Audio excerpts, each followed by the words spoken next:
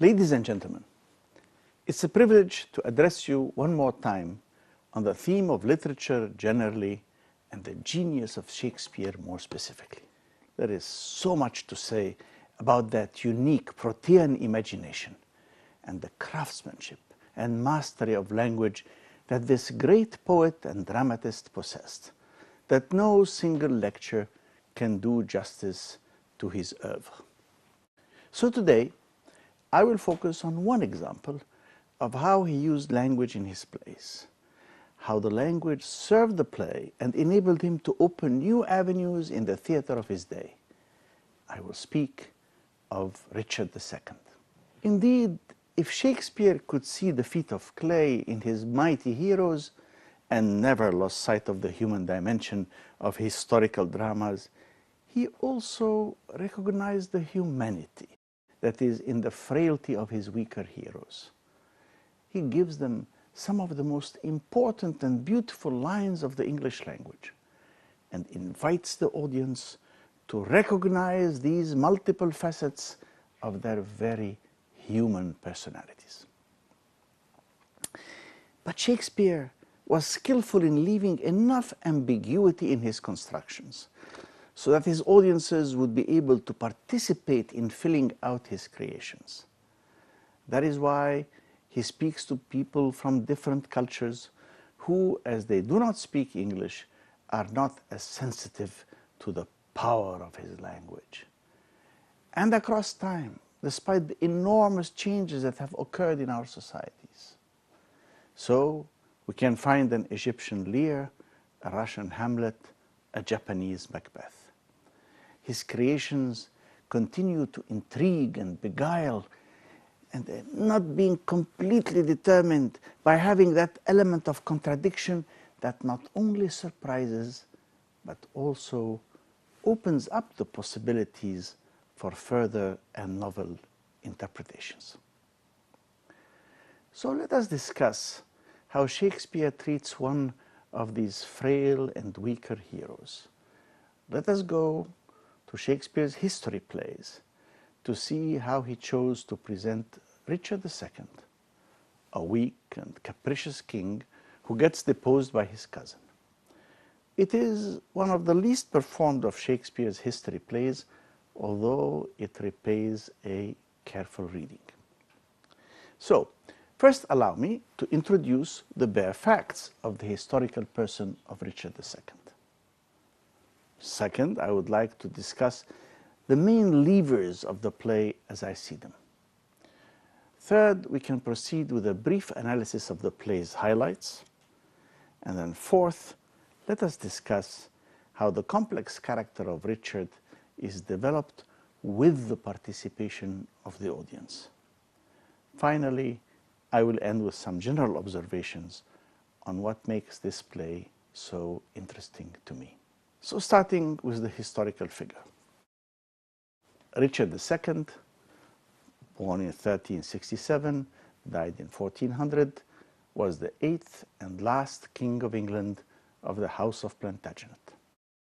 Ascending the throne as a child of 10 in 1377, he was deposed at the age of 32 in 1399. Now, the first major challenge of the reign was the Peasants' Revolt in 1381, which the young king handled well, playing a major part in suppressing the rebellion.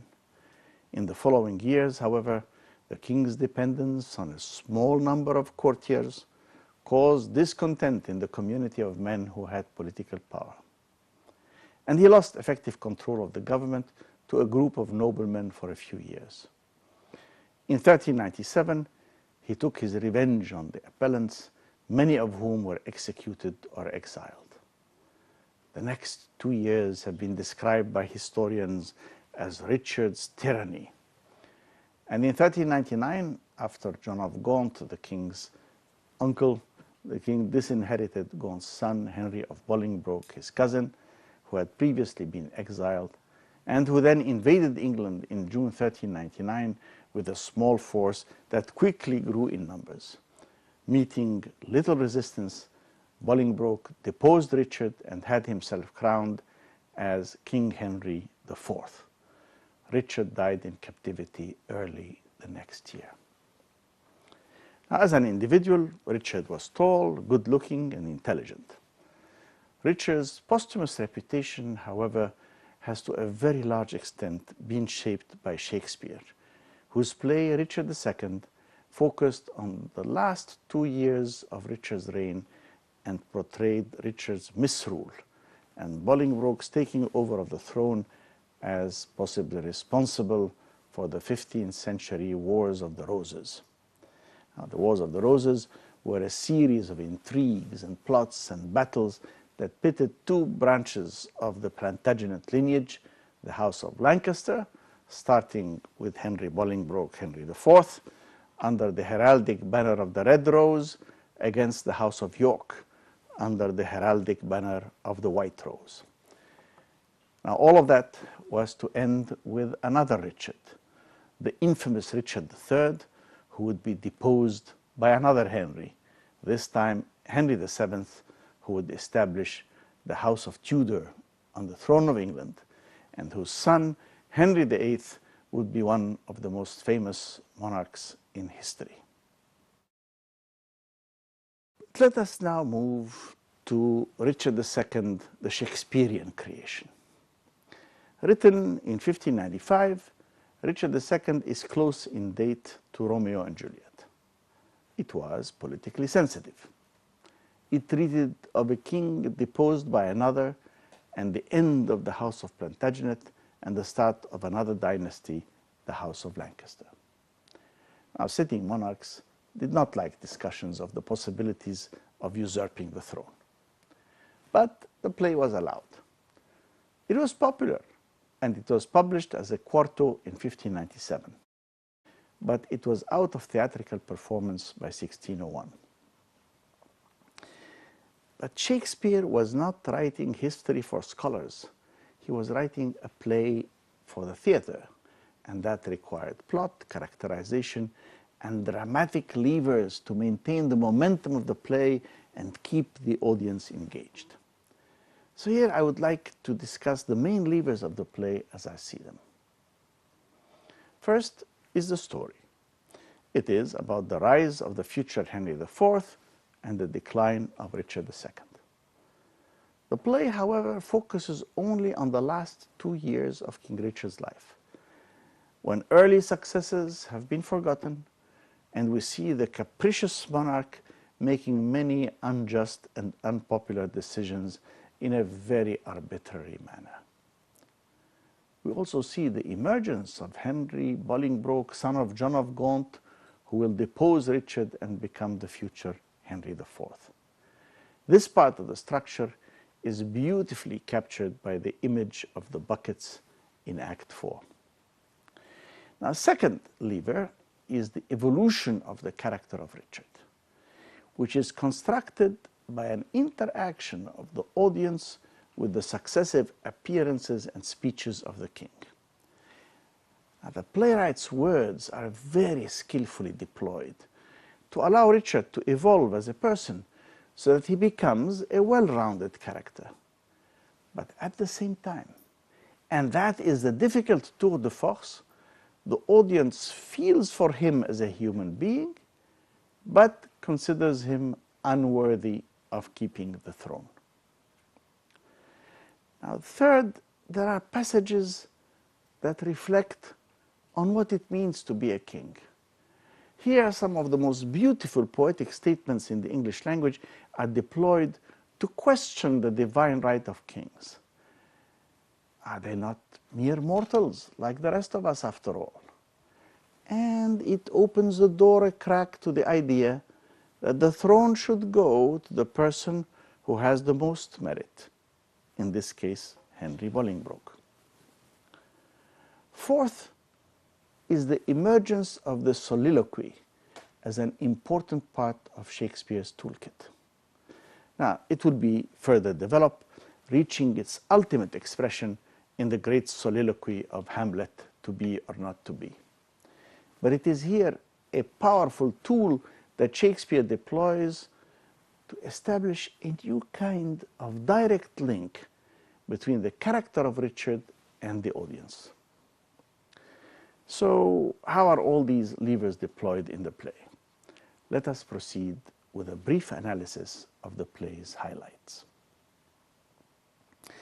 As we said, the play is composed of 5 acts covering only the last 2 years of Richard's life, which were called Richard's Tyranny. Now, the first act sets the stage by starting with King Richard sitting on his throne in full regalia, exuding pomp and majesty. The king is to judge a dispute between his cousin Henry Bolingbroke and a certain Thomas Mowbray, whom Bolingbroke accuses of murder of the Duke of Gloucester, although Bolingbroke's father, John of Gaunt, believes that the king himself is involved in the murder. Now, Richard fails to make a firm decision or to quiet the antagonists, and they decide to fight a duel. But King Richard interrupts the duel at the very beginning and sentences both men to banishment from England. And the king's decision can be seen as the first mistake in a series that will lead eventually to his overthrow and his death. In the second act, John of Gaunt, uncle of the king, dies, and Richard II seizes all his land and money, which rightfully belongs to his son Henry Bolingbroke, the king's cousin, and we learn from an angered nobility that Richard is mismanaging the country. He is wasting England's money, fining the nobles for crimes that their ancestors had committed, confiscating properties as he did with Gaunt's legacy. He is taxing the commoners, and all of that to fund his personal lifestyle and his desired war with Ireland. The enraged nobles help the banished Bolingbroke return to England and plan to overthrow Richard II.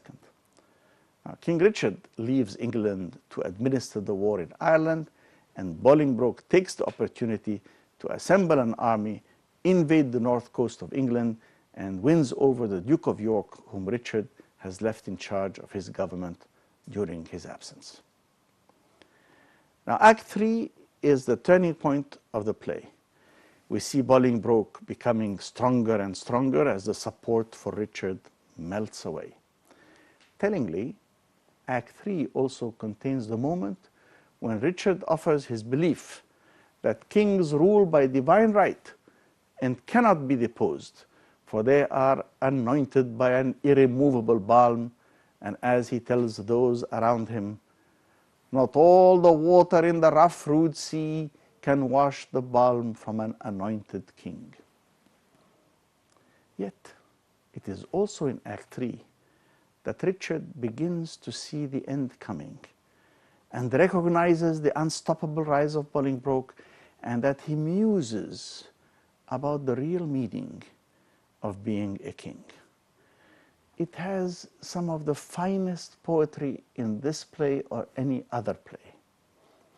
Listen to this great speech by King Richard II, reflecting on the frailty of worldly power and the mortality of kings. For God's sake, let us sit upon the ground and tell sad stories of the death of kings, how some have been deposed, some slain in war, some haunted by the ghosts they have deposed, some poisoned by their wives, some sleeping killed, all murdered. For within the hollow crown that rounds the mortal temples of a king keeps death his court. And there the antic sits, scoffing his court and grinning at his pomp, allowing him a breath, a little scene, to monarchize, to be feared and kill with looks, infusing him with self and vain conceit, as if this flesh which rolls about our life were brass impregnable. And humor thus comes at the last, and with a little pin bores through his castle wall, and farewell, king. Farewell, king.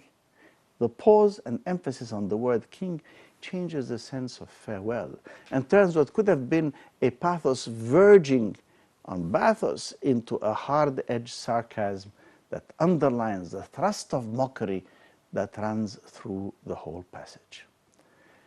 Now here, Richard, in this eloquent conclusion to this remarkable passage: "Cover your heads and mock not flesh and blood with solemn reverence. Throw away respect, tradition, form, and ceremonious duty, for you have but mistook me all this while. I live with bread like you, feel want, taste grief, need friends. Subjected thus, how can you say to me, I am a king?" By the end of the act, Bolingbroke has moved from his first claims, which were limited to getting his land back, and now additionally claims the throne. Richard gives in, and we are now, for the rest of the play, to witness the continued rise of Henry Bolingbroke and the continued decline of Richard II. Now in Act 4, the actual transfer of power occurs, and Shakespeare gives Richard some very beautiful lines, including the abdication speech, where Richard is foregoing the trappings and symbols of power that he hands over to the new King Henry, and he says, "Mark me how I will undo myself.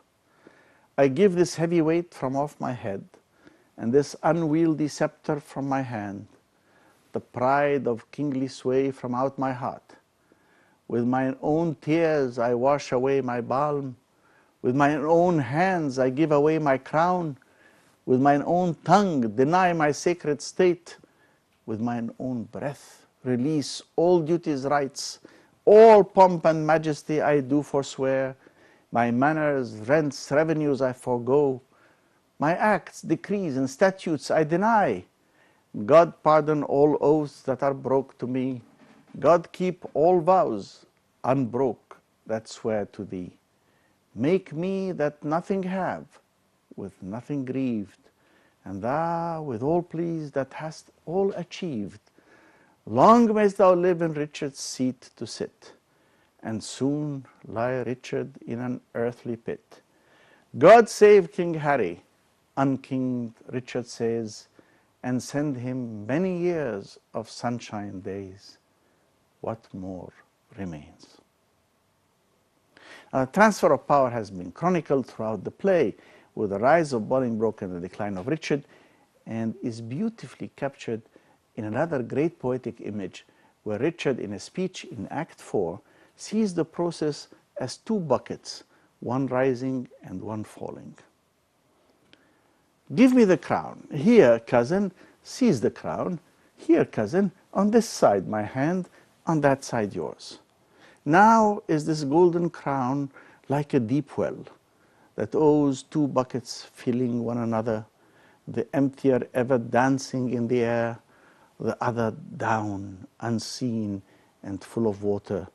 That bucket down and full of tears am I, drinking my griefs, whilst you mount up on high."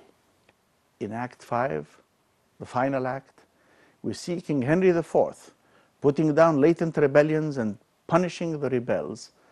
Richard is in prison in the castle of Pomfret, and Exton, an ambitious nobleman, goes to the prison and murders the former king. King Henry repudiates the murder and vows to journey to Jerusalem to cleanse himself of his part in Richard's death, a statement that some see as a Machiavellian effort to appear pious before the populace, for which Henry is already very popular. But it is telling that the transfer of power, which has been chronicled throughout the play, is also symbolically recaptured by the parallel between the beginning and the end of the play.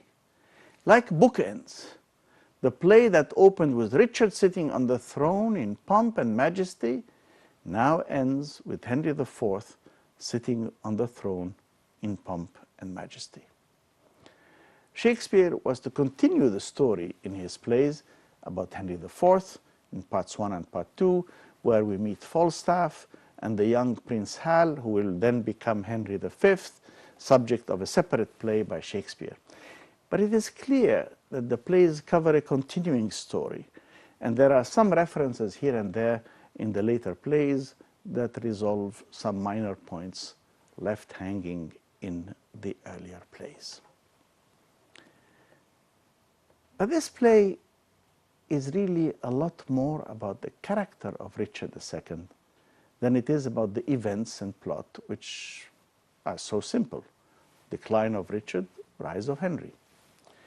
Far more interesting is the multifaceted creation of Richard, a weak king, but endowed with the soul of a poet. Now, seen from that angle, the play is important in several respects. It is not dominated by the plot or the external events that shape the conditions leading to this dramatic turn of events, the deposition of a king. It is not so much about the story as about the character of Richard. The play not only dissects the enigmatic personality of the king, it does so with the full participation of the audience as the playwright skillfully brings forth the inner thoughts of his protagonist.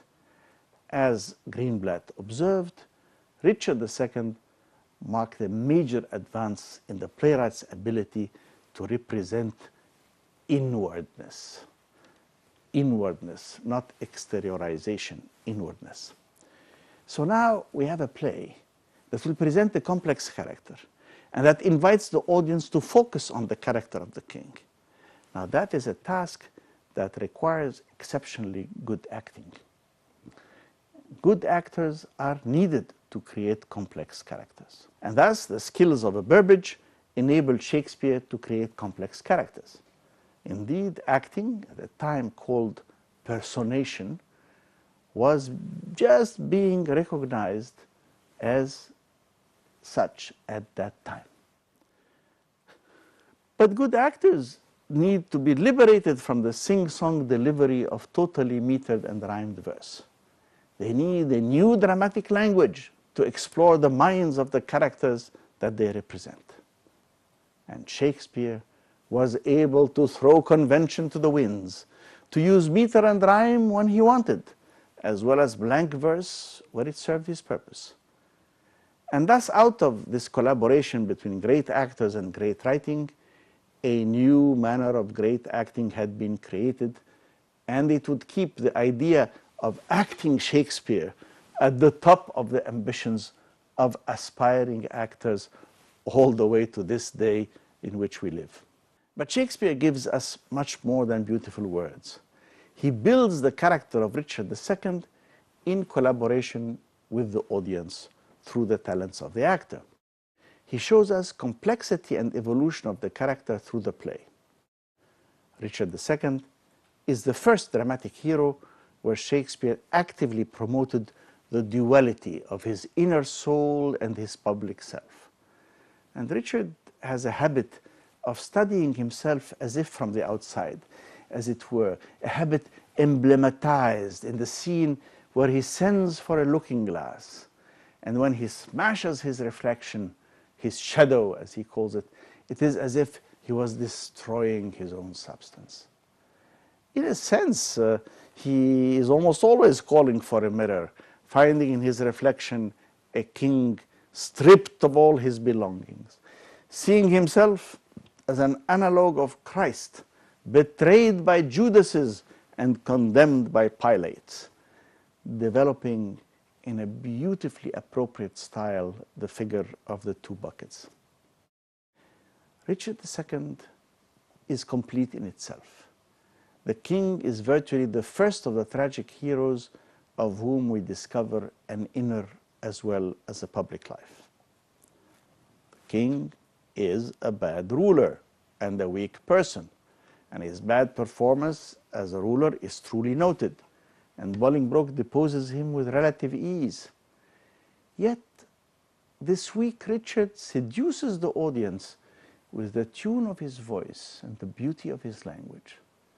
Sometimes affected and self-pitying, it nevertheless imposes itself on the audience's mind. Listen.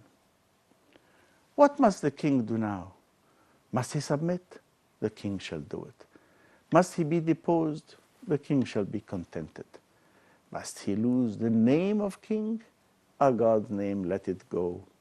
I'll give my jewels for a set of beads, my gorgeous palace for a hermitage, my gay apparel for an almsman gown, my figured goblets for a dish of wood, my scepter for a palmer's walking staff, my subjects for a pair of carved saints, and my large kingdom for a little grave, a little grave, an obscure grave, or I'll be buried in the king's highway, some way of common trade, where subjects' feet may hourly trample on their sovereign's head. For my heart they tread now whilst I live, and buried once, why not upon my head? Now here we have a turning point in the play, a point that requires incredible skill in writing and acting, as it fulfills a double purpose. It allows us to feel for Richard and sympathize with him as a human being, someone who has suffered a savage loss, who falls from the uppermost reaches of power and majesty and is cast down into the abyss. But, and therein lies the skill, to make us feel that he was unworthy of keeping this high office. For Shakespeare gives the king elegant lines to speak, but they also show us a weak, peevish self-pity rather than the dignified posture of one who deserves to bear a crown, one who could, by his demeanor and his nobility at this difficult moment, show how to confront disastrous turns of events with stately nobility. Now, why does the passage work? Because it underlines that Richard considered that he is owed all that a king has, but does not show the slightest sense of obligation or responsibility that we all expect a monarch to have towards his duties. Now, Kermode puts it succinctly when he says, this pathos serves a double purpose. It touches the hearers, but at the same time convinces them self-pity is not a quality to be admired in a monarch. It is founded in a sense of violated privilege and no thought whatsoever of obligation. Now that we talk of a collaboration between author and audience, we must underline an additional complexity, and that is the duality of the audience that Shakespeare was writing for. On one level, he had the educated and sophisticated aristocrats and gentry, whose taste and even language was special to them. And then there were the masses, largely uneducated and illiterate, that filled the ground of the theater. They spoke a different language. And if Shakespeare relied on the aristocrats for sponsorship and political support, he relied on the groundlings for his financial survival. As Ted Hughes has observed, Shakespeare's audience made certain demands that no audience has repeated since. They comprised two distinct audiences. Along the upper edge sat the aristocracy, the intellectual nobility, in some ways as formidably educated and as exactingly cultured as Englishmen have ever been. And along the lower edge, in large number, were the common populace, the groundlings, many of whom could neither read nor write. How Shakespeare's language and dramatic formulations solved that problem has been splendidly elaborated by Hughes, and he even talks of a formula that Shakespeare used in his writing to be able to reach both parts of his audience and unite them in their desired interaction with the play. But wait, there is another aspect to this complex rhetorical maneuver by Shakespeare. Yes, this kind of language is admirably suited to show the weak and vain side of Richard, one that would alienate the audience from him. But at the same time, it also lays the foundation for the audience to relate to him more as a human being, to relate to him more later in the play, as we are invited to share in the evolution of his thinking as he overcomes his peevish self-pity and develops a more reflective and philosophical posture. It does so by establishing the technique of the soliloquy, as a verbal link between the character's inner thoughts and the audience. And by exposing his weaknesses, it also exposes that he has indeed been wronged, and thereby creates the necessary mental posture of empathy to appreciate him when the wrong remains and the weakness is transformed into reflection and thoughtful interaction, if not acceptance, of his unfortunate condition. And indeed, when we see him at the end of the play, the effect is changed. Here the king speaks thoughtfully. And although Shakespeare has made use of soliloquies before Richard II, this will be the first to produce this effect of serious meditation. It is a long meditation, where in a stolen, frozen moment of time, the character is allowed to share with the audience his torment, his inner thoughts, and the struggle of his conscience and intellect. Now here are a few lines from that meditation. I have been studying how I may compare this prison where I live unto the world. And for because the world is populous and here is not a creature but myself, I cannot do it. Yet I'll hammer it out. My brain I'll prove the female to my soul the father, and these two beget a generation of still breathing thoughts. And these same thoughts people this little world in humors like the people of this world, for no thought is contented. The better thought, as thoughts of things divine, are intermixed with scruples, and do set the word itself against the word. And thus, come, little ones, and then again, it is as hard to come as for a camel to thread the posture of a small needle's eye. Whatever I be, nor I, nor any man, that Batman is, with nothing shall be pleased, till he be eased with being nothing. Now note the complexity with the suggestion of self-regard in the rhymes and antitheses of the last few lines. It may be that the need to represent, to provide for the personation of a king full of tender self-regard made the inwardness of those later Shakespearean soliloquies possible. It opened up a new rhetorical age, a range that Shakespeare was to explore almost alone. The grammatical concision of the lines prefigures the great things of the future. The art of the great soliloquy was born. Indeed, in this meditation, we see some interesting dualities. Beyond the obvious one of the inner and public self, there is the dialogue between the mind and the soul. There is the ability of Richard to look at himself as if from the outside and discuss his own condition. And finally, there's also the general duality of the play between Bolingbroke and Richard, a duality well captured in the image of the buckets. But is that poetry uniquely English, or does it travel across space and time? At the outset, I did say that Shakespeare was the universal genius that creative minds keep turning to time and time again. An Egyptian Lear, a Russian Hamlet, a Japanese Macbeth. All possible, for great works of art allow others to take from them and build the new artist's creation. They have that studied ambiguity, that peculiar imagery, that powerful mystery that invites such interaction. So let us go back to Richard II and one of the great passages of the play, The Two Buckets and its concluding line. And Richard says, "The bucket down and full of tears am I, drinking my griefs, whilst you mount up on high." And Bolingbroke says, "I thought you had been willing to resign." And Richard II replies, "My crown I am, but still my griefs are mine. You may my glories and my state depose, but not my grief. Still am I king of those."